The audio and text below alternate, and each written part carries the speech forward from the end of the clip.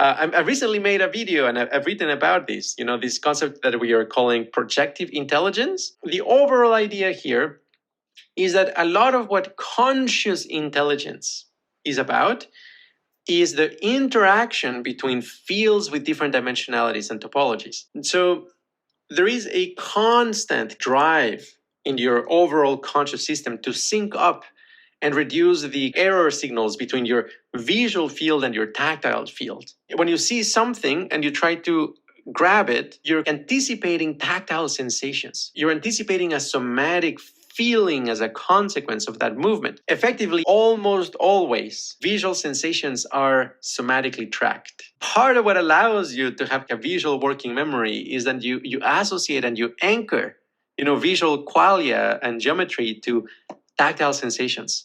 And maybe that is essential for object permanence. The anticipation of somatic sensations must be finely tuned with the visual sensations. And then on top of that, projective transformations in the visual field. Like as you move around like a cup in your visual field, the same kind of like projective transformations in that visual field must, in some sense, correspond to projective transformations in the somatic field.